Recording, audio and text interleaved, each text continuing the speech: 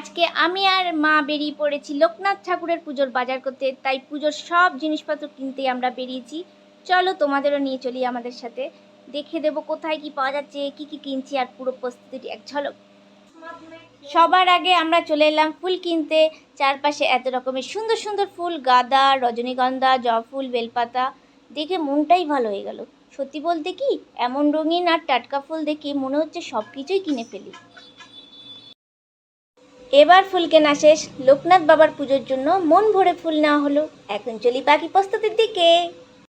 রাস্তায় বেরোতে ভালোই লাগে, বাইরে বেরোলে এটা ওটা শুধু মন চাই কিনতে।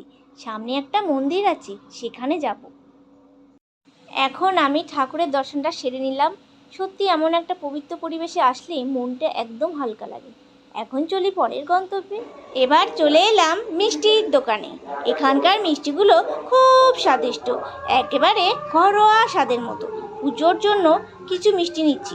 আমি তো ঠিক করেছি আমিত্তি নেব। আর দেখি আর কি কি মিষ্টি নেওয়া যায়। মিষ্টির দোকানে এসে একেবারে হতবাক। চারিদিকে যত রকমের মিষ্টি, রসগোল্লা, সন্দেশ, চমচম, লাড্ডু, গোলাপ জামুন, ক্ষীরমোহন, কাজু বরফি, চোখ ফেরানোই দায়। সত্যি বলতে কি, এত মিষ্টির ভিড়ে দাঁড়িয়ে ভাবছি কি নেব আর কি রেখে যাব। মন তো চায় সবই নিয়ে নিই। সব বাজার সওদা সেরে এবার হাঁটা পথে ফিরছি বাড়ির দিকে। অনেক জিনিসপত্র কেনা হলো, ঠাকুরও দর্শন করলাম। পুজোর প্রস্তুতি আজ অনেকটাই এগিয়ে গেল।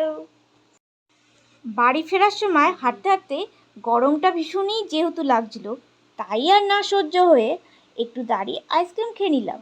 গরমে এই ঠান্ডা আইসক্রিমটা একেবারে প্রাণ জুড়িয়ে দিল।